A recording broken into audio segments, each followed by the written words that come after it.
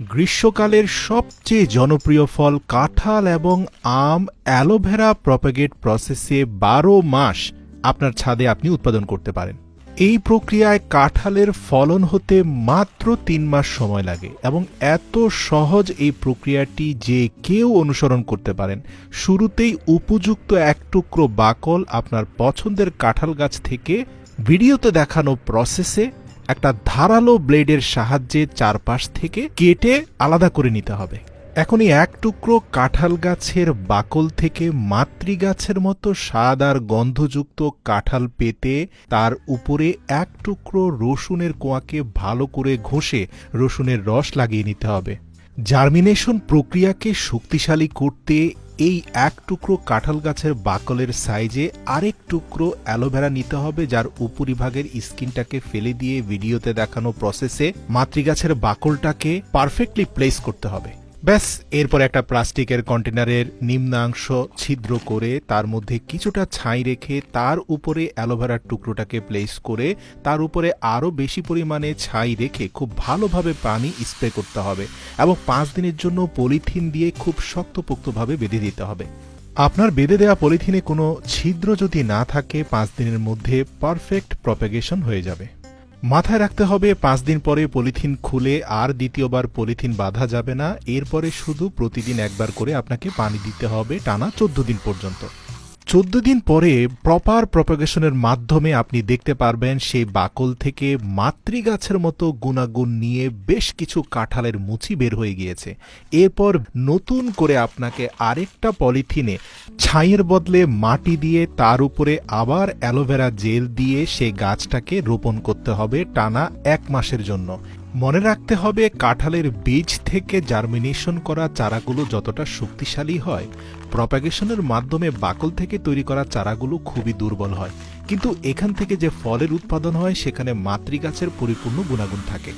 নতুন পলিথিনের ব্যাগে টানা ১ মাস ধরে প্রতিদিন প্রয়োজন অনুযায়ী পানি দিয়ে গেলে ১ মাস পরে দেখতে পাবেন কাঁঠালের মুচিগুলো বেশ পরিপক্ক হয়ে গিয়েছে। কিন্তু এই মুচিগুলো থেকে পরিপক্ক কাঁঠালে রূপান্তরিত হওয়ার জন্য আরও বেশি পুষ্টিগুণের দরকার, যার কারণে বীজতলায় আরও বেশি মাটির প্রয়োজন। এখন আপনাকে পুনরায় একটা বড় বালতিতে বেশি পরিমাণে মাটি দিয়ে সেখানে পুনরায় পূর্বের মতো করে অ্যালোভেরা জেল দিয়ে নতুন করে চারাগাছটি সেখানে রোপণ করতে হবে। নিয়মিত একবার করে পানি দিয়ে গেলে ৬০ দিন পরেই দেখতে পাবেন আপনার মুচিগুলো পূর্ণাঙ্গ কাঁঠালে রূপান্তরিত হয়েছে।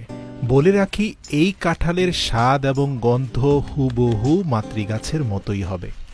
খুবই সংক্ষেপে বলে দিতে চাই, আপনি চাইলে আপনার রসালো পেয়ারা গাছের যে কোনো একটি উপযুক্ত ডালের মধ্যাংশকে বাছাই করে একই প্রক্রিয়ায় সুস্বাদু রসালো পেয়ারা খেতে পারেন ১২ মাস আপনার বাড়ির ছাদে। মাথায় রাখতে হবে, এক্ষেত্রে পেয়ারা গাছের বাকল নয়, পূর্ণাঙ্গ ডালকে কেটে উপযুক্ত অংশের দুভাগকে ফেলে দিয়ে যেই অংশ থেকে প্রপাগেশন হবে তার অপোজিট জায়গাটাকে ভালো করে ধারালো ছুরি দিয়ে ছেঁচে নিতে হবে, যাতে খুব দ্রুত শিকড় গজাতে পারে।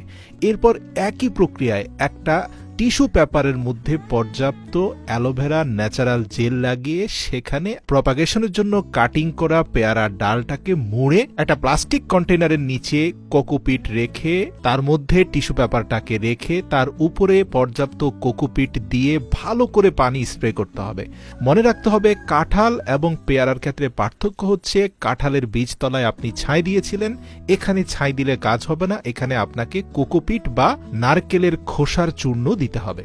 প্রিয় দর্শক, এর পরের ধাপগুলোতে তেমন কোনো পার্থক্য নেই। যে বিষয়টা আপনাকে জানিয়ে রাখা প্রয়োজন, ১২ দিন পরে প্রপার প্রপাগেশন হওয়ার পরে গাছটাকে উঠিয়ে ভালো করে ধুলে আপনি দেখতে পাবেন নিচের যে অংশটা আপনি ধারালো ছুরি দিয়ে ছেঁচে দিয়েছেন সেই অংশে খুব ভালো করে শিকড় বেরিয়েছে। এরপর আগের মতোই প্রসেস, পলিথিন কন্টেইনারে মাটির মধ্যে অ্যালোভেরা জেল দিয়ে সেখানে নতুন চারা গাছটি রোপণ করবেন। ৪০ দিন টানা পানি দিলে আপনি দেখতে পাবেন পেয়ারা গাছটা বেশ বড় হয়ে গিয়েছে। তৃতীয় ধাপে কিছুটা পরিবর্তন আছে। বড় প্লাস্টিক কন্টেইনারে পেয়ারার চারা গাছটি রোপণ করার পূর্বে বীজতলায় পর্যাপ্ত মাটির সাথে কোকোপিট এবং চালের তুষ মিশিয়ে নিতে হবে। এরপরে টানা ৪০ দিন পানি দিলেই আপনার ছাদের সেই পেয়ারা গাছটিতে পর্যাপ্ত ফলন হবে। আর হ্যাঁ, বরাবরের মতোই প্রপাগেশন প্রসেসে উৎপাদন হওয়া এই রসালো জুসি পেয়ারা প্রতিটা কামড়ে আপনার মনে হবে মাতৃগাছের স্বাদ এবং গন্ধ অটুট রয়েছে। প্রিয় দর্শক, হুবহু একই প্রসেসে আপনি চাইলে আমেরও প্রপাগেশন করতে পারেন। ভিডিও লম্বা হয়ে যাবে বিধায় এখানে আমি তা বিস্তারিত বলছি না, শুধুমাত্র দেখাচ্ছি আমের প্রপাগেশনের মাধ্যমেও সরাসরি আপনি মাত্র 3 মাসেই আপনার বাড়ির ছাদে আমের ফলন পেতে পারেন। কোনো পার্থক্য নেই, পেয়ারার প্রপাগেশন প্রসেস এবং আমের প্রপাগেশন প্রসেস হুবহু একই।